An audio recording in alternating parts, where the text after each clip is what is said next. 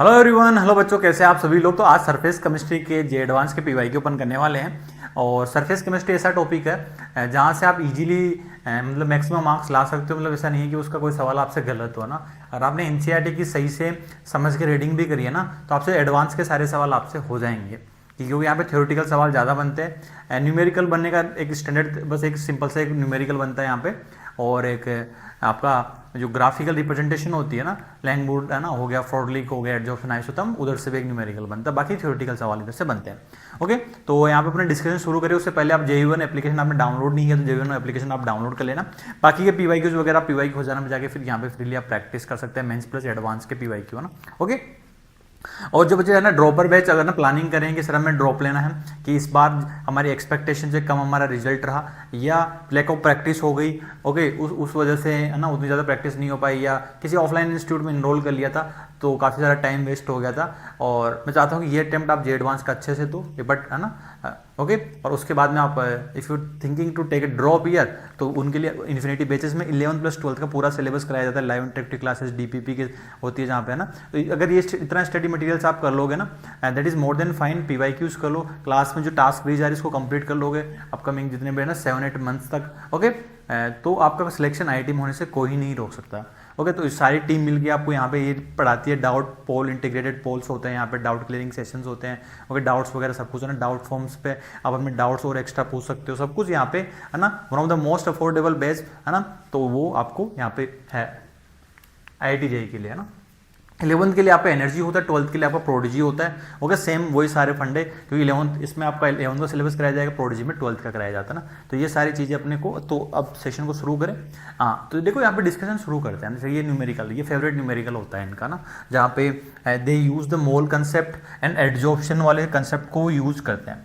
तो इन्होंने बोला है to form a complete monolayer of acetic acid होने 1 ग्राम चारकोल।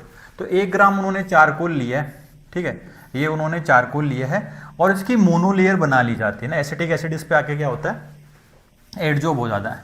एसिटिक एसिड्स क्या होता है, इस पे आके एडजॉर्ब हो जाता है, ठीक है। तो ये आपका चारकोल के ऊपर एसिटिक एसिड आके एडजॉर्ब हो जाता है। To form a complete monolayer of acetic acids on 1 gram charcoal 100 ml of इतना molar acetic acid was use. तो इतना मोलर एसिटिक एसिड यूज होता है। फिर बोला गया some of the acid remain अनएडजॉर्ब। पता चला भाई शुरुआत में टोटल मोल ऑफ, अब इधर देखो ध्यान से कि अपन यहां से ले लेते हैं पहले तो total millimole of acetic acids ले लेते हैं। Total millimole of acetic acids कितने हैं, molarity into volume, that is 100 into 0.5, that will be equal to the 50 millimole है ना। तो ये आपका 50 मिलीमोल टोटल है, ओके। उसमें से बोला गया some of the acetic acid remain unadsorb, तो कुछ अनएडजॉर्ब रही होगी। फिर बोला गया to neutralize the unadsorb acetic acids 40 ml of NaH और 1 molar NaH solution was required. Acid based titration रहा होगा, तो मिली आपके जो मिली इक्विवेलेंट जो रहे होंगे आपके ना एसिड के, that is equal to milli equivalent of, ठीक है, NaOH के बराबर रहे होंगे। तो यहाँ पे n फैक्टर 1 है तो milli mole into n factor करोगे तो वही। तो यहाँ से मैं बोलूँ मिलीमोल ऑफ एसिटिक एसिड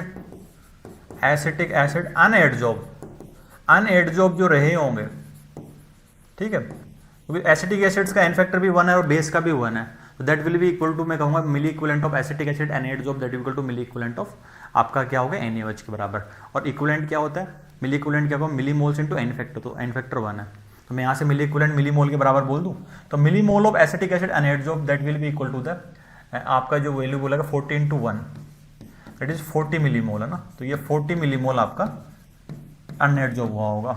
तो millimole of acetic acid adsorb कितना रहा होगा, millimole of acetic acid adsorb, ठीक है, तो कितने मिलीमोल एडजॉर्ब हुए होंगे, दैट इज 50 में से 40 के तो 10 मिलीमोल एडजॉर्ब हुए होंगे, ठीक है। तो 10 millimole will be the adsorb.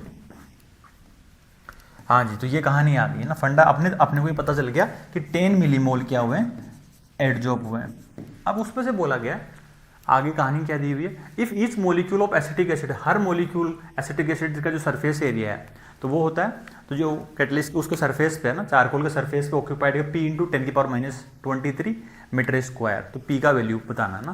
तो आप बोला each molecule of acetic acid occupies इतना सरफेस एरिया ऑन चारकोल। तो ये एक इंडिविजुअल मोलिक्यूल ने आपका P इंटू 10⁻⁻23 मीटर स्क्वायर इस चारकोल सरफेस पे ऑक्यूपाइड कर रखा है। ओके, तो आपको वो वाले P का वैल्यू बताना है। और बोला कि सरफेस एरिया ऑफ चारकोल जो है बच्चे है ना, तो वो है 1.5 इंटू 10⁻², मीटर स्क्वायर पर ग्राम, है ना। तो डेफिनेटली तो ये 1 ग्राम अपना चारकोल था, उसका टोटल सरफेस एरिया कितना है 1.5 इंटू 10⁻²। और उस पर कितने, है ना, यहाँ पे कितने मोल्स एडजॉर्ब हैं, 10 मिली मोल है। तो मैं बोलूँ total molecule of acetic acid adsorb जो होगा बच्चा वो कितना होगा, तो वो आपका है 10 मिली मोल है, तो इसको 10⁻³ से कर लो। 1 मोल में अवोगाड्रो नंबर 6 इंटू 10⁻23 हो गया। तो यहाँ से वैल्यू कितना आ गया बच्चा, दिस वैल्यू कम्स 6 इंटू 10⁻21, है ना। तो ये इतने मोलिक्यूल आ गए। तो इतने मोलिक्यूल ने कितना एरिया ऑक्यूपाइड कर रखा है, पूरी ये व्हाइट वाले मोलिक्यूल कितने आ गए टोटल 6 इंटू 10⁻21। तो और सरफेस एरिया कितना है 1 ग्राम चारकोल का इतना। तो यहां से मैं कह सकता हूं 6 इंटू 10⁻21 मोलिक्यूल ने एरिया ऑक्यूपाइड किया है, एक हो गया दैट इज 1.5 इंटू 10⁻²। तो एक मोलिक्यूल कितना करेगा, एक मोलिक्यूल ही तो आपसे पूछा गया है, तो that will be the 1.5 into 10⁻² divided by 6 into 10⁻21। तो कितना आ गया ये, तो ये वाला वैल्यू आ गया बच्चे 0.25 इंटू 10⁻⁻, कितना वैल्यू आ गया 10⁻⁻, यहाँ से आपको 19, तो कितना वैल्यू आपसे पूछा गया है, तो ये वाला वैल्यू 10⁻⁻² में, तो ये कितना हो गया 2500 इंटू 10⁻⁻23 हो गया। तो 2500 will be the answer for this one, है ना। तो देखो सवाल को अगर आप अप्रोच करोगे ना, कुछ भी नहीं बेसिक है, तो आपको यहाँ से बस ये देखना था कितने मोलिक्यूल एडजॉर्ब हुए, तो आपको टोटल मोलिक्यूल वाइट आ जाएंगे। तो ये टोटल इतने मोलिक्यूल कितने सरफेस एरिया पे हैं, क्योंकि 1 ग्राम ही आपको दिया गया है। तो कई बार ध्यान से देख लेना, पता चला कि 2 ग्राम आपको दिया हुआ है, तो 2 ग्राम का सरफेस एरिया कर देना फिर उस हिसाब से ना। तो आपको 1 ही ग्राम चारकोल दिया हुआ था, तो मतलब कहने का मतलब है कि ये जो येलो वाला जो सरफेस एरिया टोटल है वो 1.5 इंटू 10⁻² है। तो इतने इस पर कितने मोलिक्यूल एडजॉर्ब है व्हाइट वाले, that is 1.5 into 6 into 10⁻21 molecule इतने सरफेस एरिया पे एडजॉर्ब है। तो एक मोलिक्यूल का एरिया अपन निकाल लेंगे, ठीक है। तो answer will 2500 for this one, है ना। तो आपका जो आंसर रहेगा इट इज 2500। तो एक सिंपल न्यूमेरिकल था ना, इसको हम ओके। हाँ, अब इसकी बात करते हैं। इन्होंने देखो थ्योरेटिकल टाइप के सवाल बनते हैं डायरेक्टली एनसीईआरटी में, स्टेटमेंट बेस्ड टाइप के सवाल है। ओके, तो इसमें देखो consider the following statement related to colloids. तो बिल्कुल थ्योरेटिकल डायरेक्टली सारे पॉइंट्स एनसीईआरटी में गिवन होते हैं। बोला गया lyophobic colloids are not form by simple mixing of disperse phase and dispersion medium. तो बोला गया है लायोफोबिक क्या होते हैं, सोलवेंट हेटिंग जिसको बोलते हैं ना। ओके, सोलवेंट हेटिंग जो होते हैं मतलब disperse phase, okay, dispersion medium के साथ इंटरेक्ट नहीं कर पाता। तो बोला गया है तो lyophobic colloids are not form by simple mixing of disperse phase and dispersion medium. तो सही बात है ना। तो ये आसानी से नहीं, क्योंकि इंटरेक्शन होगा ही नहीं उनके बीच में, दोनों के बीच में। लायोफिलिक आसानी से सिंपल एजिटेट मिक्स करो आप, है ना, सॉल्यूशन को। तो इसी तरह से अगर आप मिक्स करोगे ना, मतलब डिस्पर्स फेज क्या होगा सोल्यूट, और डिस्पर्सन मीडियम क्या होगा इतने सोलवेंट, तो उनको ऐसे मिक्स करोगे तो उससे आपका लायोफिलिक सोल बन जाएगा। लेकिन यहाँ पे नहीं बनेगा, क्योंकि आपस में क्या है, अब सपोज ये डिस्पर्सन मीडियम है, इसमें आपने बाहर से डिस्पर्स फेज ऐड करी, तो ऐसे एजिटेट करोगे ना, तो क्योंकि ये जिसके अंदर जो डिस्पर्सन मीडियम है ये सोलवेंट है, वो डिस्पर्स क्या होगा, डिस्पर्स फेज के साथ रिएक्ट, मतलब उनके पास इंटरेक्शन नहीं होता ना। तो पहला स्टेटमेंट क्या सही है। ओके, दूसरा देखो for emulsion both disperse phase and dispersion medium are liquid. तो ये भी सही है। What is emulsion, liquid in liquid, तो हम बोलते हैं इमल्शन, जैसे मिल्क हो गया। ओके, हाँ, micelles are produced by dissolving surfactant in any solvent at any temperature, नहीं, only above a Krafft temperature. Krafft temperature के बाद में माइसेल फॉर्मेशन बनता है किसी पर्टिकुलर सॉल्वेंट पे नहीं, ऐसे सिलेक्टेड सॉल्वेंट के अंदर है ना, ऐसे रैंडमली किसी के अंदर भी नहीं है ना। ओके, और टेम्परेचर कौन सा होना चाहिए, अबव क्राफ्ट टेम्परेचर। तो ये स्टेटमेंट आपका गलत है। फिर बोला गया Tyndall effect can be observe from a colloidal sol with disperse phase having the same refractive index is that of dispersion medium. भाई कोलोइड तो यहाँ पे रिफ्रैक्टिव इंडेक्स में डिफरेंस होना चाहिए, तभी तो आपको पार्टिकल्स जब लाइट पास करोगे तो अभी तो इल्यूमिनेट होगा वो पाथ। अगर आपका पाथ है ना, तो रिफ्रैक्टिव इंडेक्स में डिफरेंस होना चाहिए। तो ये स्टेटमेंट भी आपका क्या है, तो दिस इज ऑल्सो रॉन्ग। तो a in first and second option is the right answer for this one. Okay, तो डायरेक्टली थ्योरेटिकल टाइप सिंपल सवाल था। हाँ, अब इधर देखो correct option related to adsorption process आपसे पूछा गया। एडजॉर्प्शन प्रोसेस के रिलेटेड है ना। Chemisorption results in unimolecular layer, सही बात है, क्योंकि केमिजॉर्प्शन क्या होता है, काफी सिलेक्टिव होता है, बॉन्ड का परमानेंट बॉन्ड बनेगा। ओके, तो है ना, तो ऐसे नहीं कि एक बार बॉन्ड बनने के बाद ऊपर भी क्योंकि बॉन्ड बन गया तो फिर वो टूटेगा नहीं, तो इसलिए क्या होता है, यूनिमोलिकुलर होता है। फिजियोप्शन क्या होता है, मल्टीमोलिकुलर होता है। Enthalpy change during physisorption is in the range, तो नहीं यार, एंथैल्पी चेंज जो रहता है यहाँ से 20 से 40 किलो जूल के बीच में रहता है। ओके, तो ये रेंज जो दे रखी है जैसे कि 80 to 240 किलो जूल रहता है आपका केमिजॉर्प्शन का, तो ये रेंज गलत है ना फिजियोप्शन की, ना 20 से 40 वाली होनी चाहिए। केमिजॉर्प्शन इज द एंडो, तो कोई भी आपका प्रोसेस हुआ एडजॉर्प्शन वो क्या होना चाहिए, एक्सो होना चाहिए, तो it will be the exothermic होगा ये ना, इट विल बी एक्सोथर्मिक, तो ये भी गलत हो गया। बोला गया lowering the temperature favours physisorption process, तो बोला गया भाई लो टेम्परेचर पे अगर ज्यादा टेम्परेचर बढ़ाओगे तो एडजॉर्ब मॉलिक्यूल है वो वापस से क्या हो जाएंगे, निकल जाएंगे, तो ये आपका सही स्टेटमेंट है ना। तो आप ऐसे भी देख सकते हो यहां से कि delta G equal to delta H minus T delta S, delta G equal to delta H minus, तो ये वाली वैल्यू क्या है, अगर कोई प्रोसेस स्पॉन्टेनियस है, इसको नेगेटिव है, ओके, इस प्रोसेस को आपको नेगेटिव रखना है ना, ठीक है, ये नेगेटिव है, तो और यहां पे क्या होता है हमेशा एक्सोथर्मिक होता है ना, क्योंकि मॉलिक्यूल आके एडजॉर्ब होंगे तो एनर्जी रिलीज होगी, तो ये वाली वैल्यू भी क्या होती है, नेगेटिव होती है। और ये वाली एंट्रोपी क्या होती है, बस एंट्रोपी ऑल्सो नेगेटिव, एंट्रोपी क्या होती है, डिक्रीज होती है, क्योंकि वहां पे क्या होगा, एक ऑर्डर्ड अरेंजमेंट होगा, पहले मॉलिक्यूल्स रैंडमली घूम रहे थे। ओके, तो अगर इधर देखो ध्यान से, आपका ये वाला एंट्रोपी का वैल्यू है ना, ये वाला आपका एंथैल्पी क्या होता है, नेगेटिव, ओके, नेगेटिव, और टी डेल्टा एस, तो यहाँ पे ओवरऑल ये वाली वैल्यू क्या आ जाएगी, पॉजिटिव। तो अगर हाई टेम्परेचर करोगे ना, बहुत ज्यादा बड़ा टेम्परेचर करोगे ना, तो ये वाला गिब्स फ्री एनर्जी क्या होगा, पॉजिटिव आ जाएगा, तो इसलिए लो टेम्परेचर पे स्पॉन्टेनियसली होता है, तो answer will be the A and D. तो वैसे भी ओरली सोच सकते हो, लो टेम्परेचर फेवर्स फिजियोप्शन, टेम्परेचर बढ़ाओगे तो मॉलिक्यूल जो एडजॉर्ब मॉलिक्यूल है उनकी काइनेटिक एनर्जी उनको मिल जाएगी और तो निकल के चले जाएंगे, वैसे भी है ना, मैथमेटिकली भी आप देख सकते हो। हाँ जी, ये देखो ये 21 का सवाल है ना, ये इसमें एक स्टेटमेंट को आप ध्यान से देखना, तो बोला गया correct statement related to colloids आपसे पूछा गया था। बोला गया the process of precipitating colloid solutions by an electrolyte is called peptization.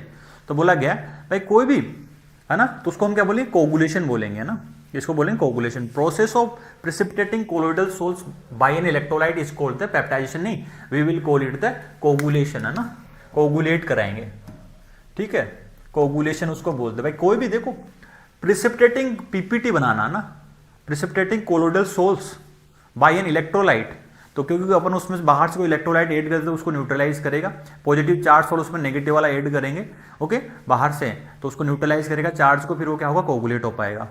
Peptization तो क्या होता है, कोई भी जैसे कि प्रिसिपिटेट को वापस से कोलोइडल सोल बनाना, उसको बोलते हैं पेप्टाइजेशन। तो ये पहला स्टेटमेंट क्या अपना, ओके, तो ये गलत है। अगला देखो, colloidal solution freezes at high temperature then the true solutions at the same concentration. तो बात की जा रही है कोलोइडल सोल्स है ना, तो कोलोइडल सॉल्यूशंस की जो कोलिगेटिव प्रॉपर्टीज आती है वो क्या आती है, कम आती है, क्योंकि कोलोइडल सॉल्यूशंस आपका क्या हुआ बच्चे, कोलोइडल सॉल्यूशंस आपका क्या होता है, कोई भी कोलोइडल सॉल्यूशन हुआ, ओके, तो उसमें जब आपका माइसेल फॉर्मेशन होता है, जैसे कि वहां पे पार्टिकल्स क्या होते हैं, पार्टिकल्स आपके एग्रीगेट हो जाते हैं ना, एग्रीगेट हो गए तो है ना, एक पहले बहुत सारे पार्टिकल्स थे, अब वो एग्रीगेट हो गए, तो ओवरऑल एक मॉलिक्यूल को कंसिडर करेंगे, तो नंबर ऑफ सोल्यूट पार्टिकल्स क्या हो गए एक तरह से यहाँ पे ना, अगर सिंपल टर्म्स में समझे, क्योंकि यहाँ पे सॉलिड और सॉल्वेंट वर्ड यूज नहीं कर सकते। तो कोलोइडल पार्टिकल्स के अंदर क्या होता है, ओके, तो बी पार्ट की अगर मैं बात करूं तो नंबर ऑफ पार्टिकल सॉल्यूशन के अंदर क्या हो जाते हैं, कम हो जाते हैं, क्योंकि एग्रीगेशन हो गए, तो एक नेट पार्टिकल काउंट करेंगे। अब छोटे छोटे बड़े बड़े पार्टिकल्स ऐसे घूमेंगे, लेकिन ओवरऑल सॉल्यूट पार्टिकल्स क्या हो गए, क्योंकि बहुत छोटे छोटे पार्टिकल एक्यूमुलेट हो गए आपके, है ना, कोलोइड ना, तो उसमें क्या होगा, नेट पार्टिकल्स सॉल्यूशंस में जो कंसिडर किए जाएंगे, अब वो क्या होगा, एक बड़ा बड़ा मॉलिक्यूल जैसे होगा, ठीक है, तो ओवरऑल सॉल्यूट पार्टिकल सॉल्यूशन में क्या हो जाएंगे, कम हो जाएंगे। तो यहाँ से डेल्टा टीएफ आपका कोलोइड्स का क्या होता है, जो कोलिगेटिव प्रॉपर्टी होता है वो क्या होता है, कम होता है, डेल्टा टीएफ ऑफ आपका यहाँ से ट्रू सॉल्यूशन से, ट्रू सॉल्यूशन से आपका क्या आएगा, कम आएगा, डन। लेकिन आपको पूछा गया था कि colloidal solution freezes at high temperature then true solutions at the same concentration, तो डेफिनेटली क्या होगी यहाँ पे, सॉल्यूट पार्टिकल्स कम होगा ना, तो कोलोइडल सॉल्यूशंस में तो क्या होता है, कंसेंट्रेशन वैसे डिक्रीज हो जाएगा, है ना, डिक्रीज तो मोलर मास ज़्यादा बढ़ जाता है, क्योंकि वो सॉल्यूट पार्टिकल्स क्या होते हैं, आपके एक जगह एक्यूमुलेट हो जाते हैं, तो ओवरऑल एक यूनिट कंसिडर की जाएगी फिर, है ना। ठीक है, तो इस तरह से तो यहाँ पे फ्रीजिंग पॉइंट ऑफ सॉल्यूशंस क्या आएगा, फिर बढ़ जाएगा। ठीक है, तो ये वजह delta T F colligative property तो कम आएगी, तो लेकिन फ्रीजिंग पॉइंट ऑफ सॉल्यूशंस क्या होगा, बढ़ेगा ना। तो ये एडवांस ने ये ऑप्शन भी कंसिडर किया था। फिर अगला देखो, surfactant forms micelles above critical micelle concentration. Okay, एक मिनिमम कॉन्सेंट्रेशन के ऊपर माइसेल फॉर्मेशन टेक प्लेस होगा। ओके, और CMC depends on temperature, yes, and ये तभी बनेगा अबाव ए क्राफ्ट टेम्परेचर, है ना, वो तभी बनेगा ना, तो इसे टेम्परेचर डिपेंडेंट है। Micelles are macromolecular colloids, micelle are macromolecular, micelles तो क्या है, एसोसिएटेड, ये दोनों अलग, क्योंकि ये एसोसिएटेड कोलोइड्स हैं, these are the associated colloids, तो ये एसोसिएटेड कोलोइड्स हैं। ठीक है, मैक्रोमोलिकुलर क्या होता है, जब बड़े बड़े मॉलिक्यूल आपस में एग्रीगेट कर लेते हैं और वो एक कोलोइडल रेंज में फोल्ड डाउन होते हैं, तो माइसेल्स आपका एसोसिएटेड कोलोइड्स है, और मैक्रोमोलिकुलर कोलोइड्स अलग होता है ना, बड़े बड़े पार्टिकल्स एग्रीगेट कर लेते हैं ना। ठीक है, तो जैसे कि ना, तो ये वाली कहानी हो गई। तो answer will be the B and C, तो है ना, तो advance consider to option, B and C is the right answer for this one, है ना। तो ये बी ऑप्शन को अगर आप ध्यान से देखोगे ना, तो यहाँ पे कोलिगेटिव प्रॉपर्टी ट्रू सॉल्यूशंस की ज़्यादा आती है, और अगर इसको आप कंसीडर करो तो फ्रीजिंग पॉइंट ऑफ आपका, तो यहाँ से जो आएगा फ्रीजिंग पॉइंट की मैं बात करूँगा, दैट इज कोलोइड, वो क्या आएगा आपका, है ना, वो ज़्यादा आएगा आपका as compare to freezing point किसका, यहाँ से ट्रू सॉल्यूशन का ना, ट्रू सॉल्यूशन। वहाँ पे लिखना T not minus T F of, okay, that is ना, उस तरह से। आगे समझ में, इज इट क्लियर। तो यहाँ से आप निकाल सकते हो ना, डन। तो ये कहानी थी आपकी। ओके, तो ये इस तरह के थ्योरेटिकल टाइप के सवाल आपसे यहाँ से, तो दोनों में सेम सॉल्वेंट कंसिडर कर लेना ना। ओके, तो उससे आपका आंसर आ जाएगा। तो B and C is consider by the advance, है ना। ओके, तो अब बाकी क्या है ना, पीवाईक्यू, आप यहाँ पे पीवाईक्यू हो जाना में जाके आप प्रैक्टिस कर सकते हैं। और सरफेस केमिस्ट्री ऐसा टॉपिक है बच्चों जिसको आप थ्योरेटिकल टाइप के सवाल बनते हैं, बिल्कुल इजी टाइप के सवाल बनते हैं, जिसको आप प्लीज़ अच्छे से करिएगा। ओके, बाय बाय, फिर मिलते हैं अपन नेक्स्ट डिस्कशन में, तब के लिए bye bye and take care.